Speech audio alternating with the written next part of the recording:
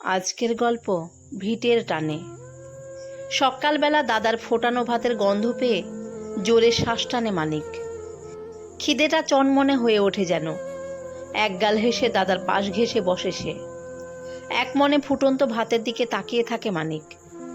চোখের কোণটা জ্বালা করে ওঠে মায়ের কথা ভেবে। তার বাপ আগে ধার দেনা করে জমি তৈরি করে চিংড়ি চাষ করত। অভাব থাকলেও বাপটা মাঝে মাঝে চিংড়ি মাছ ধরে আনতো। মা বেঁচে থাকতে মায়ের সাথে মানিকও নদীর ভাটা নামলে চলে যেত মাছ ধরতে। ছোট সেগুন জালে ধরা পড়তো ছোট ছোট মাছ।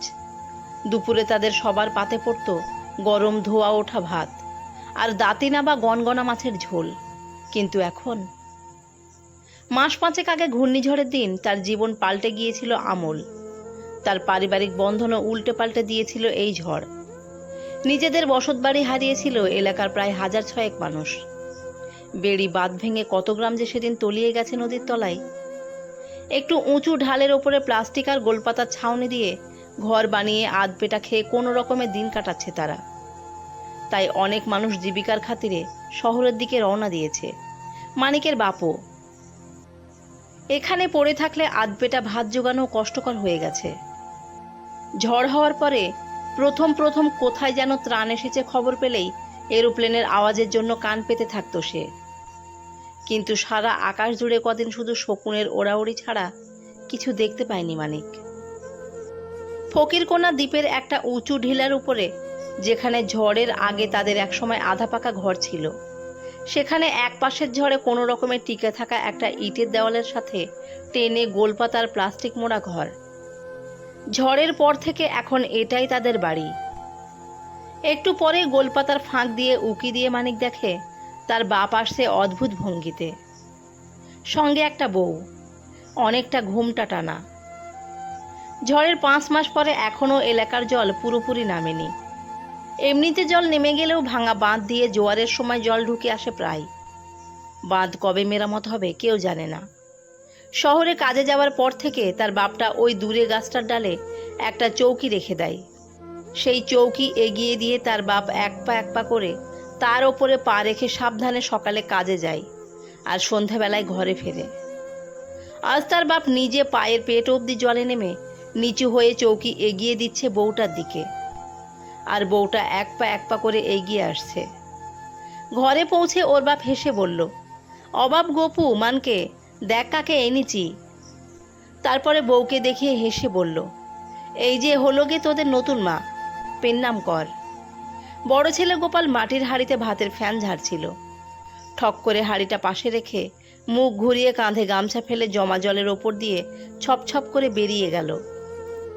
মানিকের বাপ তার দিকে তাকিয়ে বিরক্তির গলায় চেঁচিয়ে বলল, অত তেজ দেখাসনি গপু, শুনে রাখ, আজ থেকে আমি আর তোদের নতুন মা।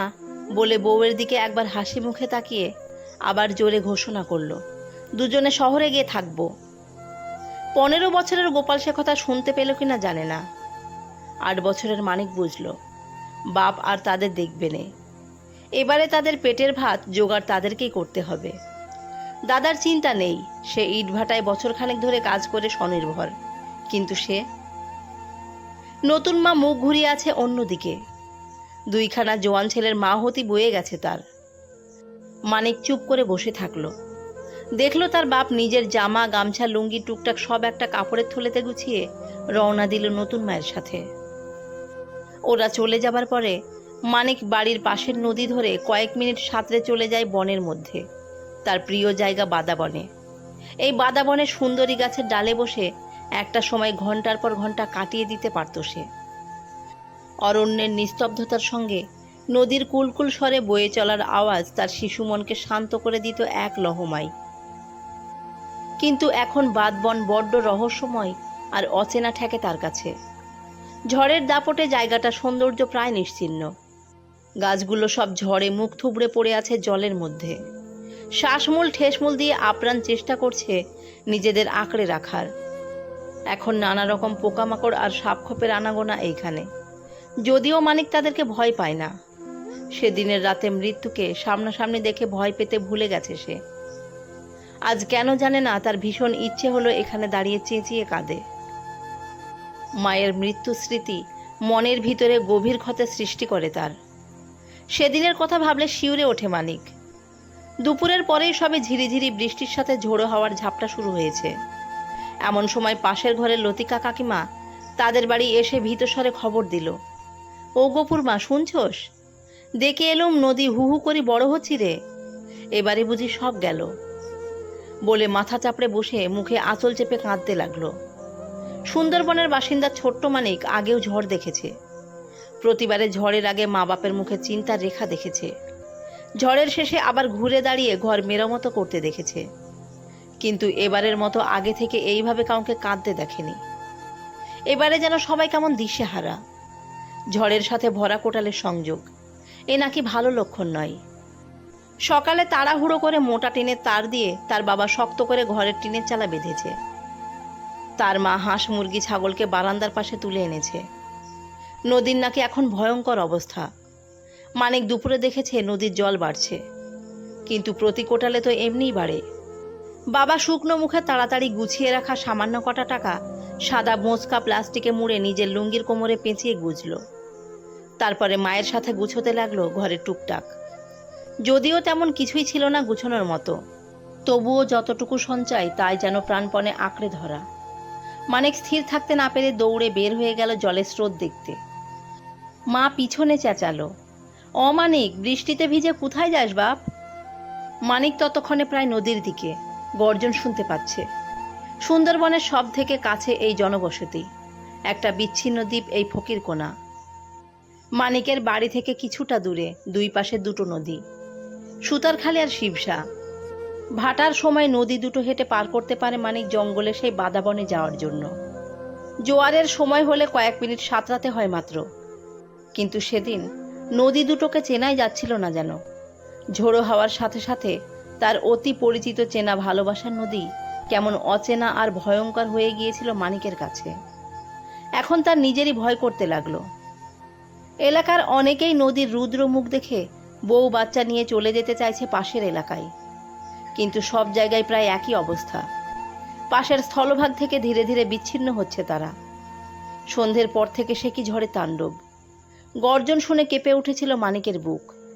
মনে হচ্ছিল কোনো দানব আছাড় খেয়ে হুঙ্কার দিচ্ছে। নদী ধীরে ধীরে কাছে আসছিল। বেড়ার ফাঁক দিয়ে সাদা জলের রেখা স্পষ্ট হচ্ছিল ক্রমশ। এ যেন মৃত্যুর জন্য অপেক্ষা করা। লতিকা কাকিমাদের বাড়ি সমেত প্রতিবেশীদের বাড়িগুলো স্রোতের মধ্যে নিজেদের আত্মহুতি দিচ্ছিল যেন। হঠাৎ তাদের শক্ত করে বাঁধা ঘরের টিনের চাল উপড়ে যাওয়ার প্রায় সঙ্গে সঙ্গেই শিবসার জলের তোড়ে তাদের ঘরের উঠোন আর রান্নাঘর ভাসিয়ে নিয়ে গিয়েছিল।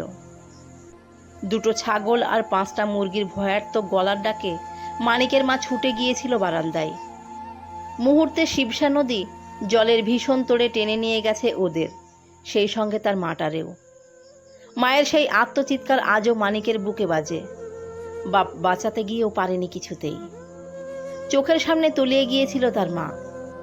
ঝোড়ো কাকের মতো ভিজে ঠকঠক করতে করতে ঘরের কোণের বাঁশ ধরে ঝুলে শুধুমাত্র বিস্ফোরিত চোখে দেখা ছাড়া আর কোনো উপায় ছিল না তার। তার মা বলে বুক ফাটা চিৎকার করে ওঠা কান্নার আওয়াজ চাপা পড়ে গিয়েছিল ঝড়ের গর্জনের নিচে। মানিকের চোখের জল আর বৃষ্টির জল মিলেমিশে এক হয়ে গিয়েছিল সেদিন। এখন প্রায় 1.5 বছর পরে মানিকের আমূল পরিবর্তন হয়েছে। মায়ের জন্য হাহাকার করা মনকে মুখের হাসি দিয়ে ঢেকে রাখতে সক্ষম হয়েছে। সবকিছু ভুলতে মাঝে মাঝেই কয়েক মাস বা বছরখানেকের জন্য হারিয়ে যেতে চায় সে। ভিড়ের মধ্যে মিশে গিয়ে শহরের এই প্রান্ত থেকে ওই প্রান্তে ঘুরে বেড়ায়। কোনো কোনো সময় কোনো দোকানে বা হোটেলে কাজও জুটিয়ে নেয়। বছর 1.5 পরে কোনো একদিন যখন সবাই ঘরের মধ্যে টিমটিমে আলোয় বন্দি, তখন মানিক ছপ ছপ করে জল ছাপিয়ে ফেরে তার ঘরে। গোলপাতার ছায়ায় ভিতরে অপুষ্টি, অথচ এক উজ্জ্বল অবয়ব নড়াচড়া করতে দেখলেই প্রতিবেশীরা বোঝে তখন মানিক ফিরেছে। এতদিন পরে মনে পড়ল তালি ভিটের কথা। এ কথা কেউ জিজ্ঞেস করলে ছোট ছেলেটা বিজ্ঞের মতো হেসে বলে, ফিরতে মন চায় না গো। তা কোথায় চিলি একদিন? জিজ্ঞেস করলে উদাসভাবে কয়, যেদিকে মন চায় ঘুরে এলুম কাকা। আসলে মন না চাইলেও তাকে ফিরতে হয় সেই গোলপাতার ছাউনি দেওয়া পরিত্যক্ত ঘরের টানে, যেখানে একটা সময় তার আধা পাকা বাড়ি ছিল, পরিবারের বন্ধন ছিল, অভাব থাকলেও ভালোবাসা ছিল। যে জায়গাটা ছুতে মন চায় তার মাঝে মাঝে, হয়তো একেই ভিটের টান বলে। তাই হয়তো দীর্ঘদিন পরে ফেরার টানে উতলা হয়ে কোনো এক সন্ধ্যাবেলা বা ভোরবেলায় শিবসা নদীর ওপারে কোনো মাছের ট্রলারে বা ডিঙিতে চেপে বসে। কেউ ভাড়া নেয় না ওর কাছ থেকে। ছোট্ট ভবঘুরে ছেলেটিকে সবাই একটু প্রশ্রয়ই দেয়। ভেজা পাটাতনের ওপরে মাছের লেজার ঝাপটা আর ঝটপটানি দেখতে দেখতে এপারে ফেরে মানিক। তার দাদা এখন বিয়ে করে আলাদা থাকে ইটভাটায়। সেই ঘরে মানিকের জায়গা নেই। প্রায় দিন খিদেতে মানিকের পেট লেগে যায় যেন পিঠে। মায়ের স্মৃতি তার মনটাকে পুড়িয়ে খাক করে, তবুও তার উজ্জ্বল অভুক্ত চোখে মুখে থাকে হাসির রেশ। বেশি কষ্ট হলে দেখে আসে সে নতুন পরিবার সহ শহরবাসী তার বাবাকে। প্রতিটি প্রাকৃতিক দুর্যোগের পরে ক্ষতিকর যে হিসেব হয়, সেখানে কখনো স্থান পায় না মানবিক বিপর্যয়ের গল্প। ছোট বয়সের একের পর এক মানসিক আঘাতে ছেলেটির সংবেদনশীল মন এখন অনেকটা পরিণত। ছোটখাটো ছেলেটি বুঝে গেছে সে না ফিরলে তার জন্য চিন্তা করার কেউ নেই। তাই সে বুঝি ইচ্ছে করেই হারিয়ে যায় বারবার।